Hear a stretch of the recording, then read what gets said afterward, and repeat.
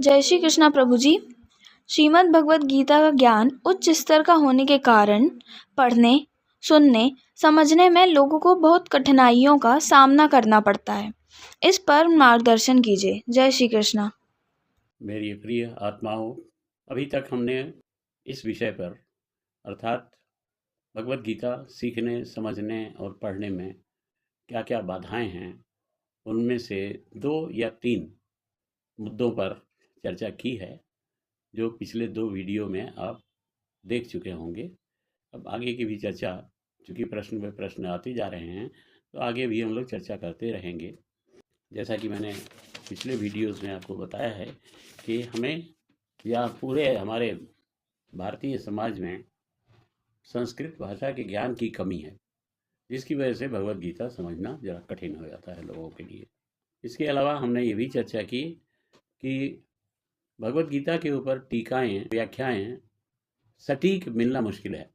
बहुत सारी व्याख्याएँ हैं, विभिन्न भाषाओं में हैं, लेकिन जैसा कि मैंने पहले भी आप लोगों को बताया था पिछले वीडियोज़ में कि सबकी अपनी-अपनी, या यूँ कहें अपनी-अपनी डफली, अपना-अपना राग, इस ढंग से भगवद गीता की व्याख्याएँ करते रहे हैं लोग। कोई भाव प्रधान होके करता है, कोई भक्ति प्रधान होके करता है, कोई ज्ञान प्रधान होके करता है, कोई ध्यान प्रधान होकर करता है।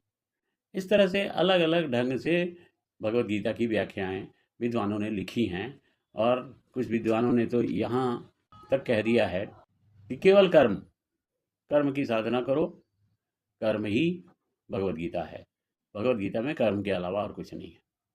तो इस तरह की बातें, बहुत सारी बातें भगवद गीता के संबंध में कही जाती हैं, सुनी जाती हैं, सुनाई जाती हैं। तो जो तथ्यात्मक भगवद गीता है, वो समझने में लोगों को कठिनाई आने लगती है कि कहीं किसी के मुखारविंद से कुछ सुन लिया, किसी टीका में कुछ और पढ़ लिया। नतीजा ये होता है कि भगवद गीता का पाठक कन्फ्यूज़ हो जाता है। अब जो तीसरा पॉइंट आज जिस पर हम लोग चर्चा करने जा रहे हैं, समय मिला तो एक और पॉइंट पे हम लोग चर्चा करेंगे। तीसरा पॉइंट है गीता का ज्ञान, या गीता में जो निहित ज्ञान है वो अत्यंत उच्च स्तर पे है। अब ज्ञान यदि उच्च स्तर का हो तो साधारण स्तर के व्यक्ति को समझना मुश्किल हो जाता है। आप लोगों को मालूम है कि जब वेदों की भाषा समझ में आना कठिन हो गया लोगों के लिए, तो ऋषियों ने बहुत सोच विचार कर उपनिषद लिखे, उपनिषदों की रचना की, अपने चिंतन से उपनिषदों की रचना की। लेकिन कुछ समय के अंतराल के बाद जब लोगों की बुद्धि और भी क्षीण होती जा रही है, क्षीण होती गई, तो फिर पुराण लिखे गए और पुराणों में व्याख्या की गई उपनिषदों की।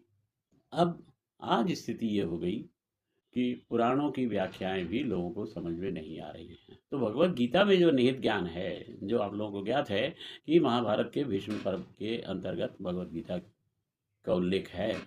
उल्लेख अर्थात पूरी भगवद गीता है, 700 श्लोकों की भगवद गीता है। और 700 श्लोकों का जो विचार विनिमय हुआ था कृष्ण और अर्जुन के बीच में, वो विचार विनिमय संस्कृत में था, या लिपिबद्ध जो किया गया वेदव्यास जी के द्वारा, वो संस्कृत में ही है।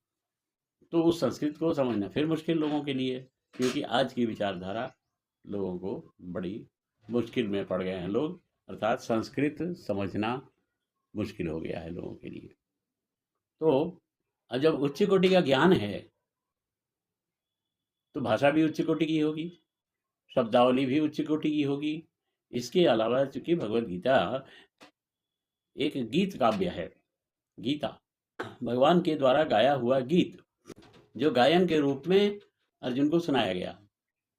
तो जब कोई भी गीत या काव्य लिखा जाता है या कहा जाता है, तो उसमें रस, अलंकार, छंद, शब्दों का चयन, ये एक अलग प्रकार से होता है। अलग प्रकार से अर्थात शब्द जो हैं वो उच्च कोटि के होते हैं। गीतों को या गीत काव्य को समझने के लिए या पढ़ने के लिए या गाने के लिए उसे अन्वय करना पड़ता है। साधारण भाषा में उसे समझने के लिए या गद्यात्मक रूप से यदि हम पढ़ना चाहें किसी गीति काव्य को, तो उसका पदच्छेद करना पड़ेगा। फिर उसकी भाषा को, उसके अर्थ को समझने के लिए हमें अन्वय करना पड़ेगा। अब ये सब ज्ञान धीरे धीरे आजकल के विद्यार्थियों में विशेष करके समाप्त होता जा रहा है।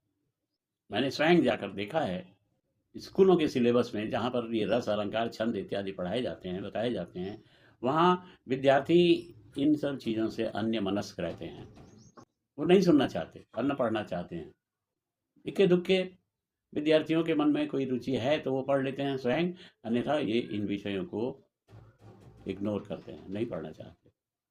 नतीजा ये होता है कि जब भगवद गीता जैसी पुस्तक हमारे सामने आए, तो फिर उसका समझना, उसको अन्वय करना, उसके अंदर छुपे हुए अलंकार को समझना, भाषा के अलंकार को समझना, शब्द के अलंकार को समझना, अर्थ के अलंकार को समझना, ये सब ज़रा कठिन हो जाता है लोगों के लिए।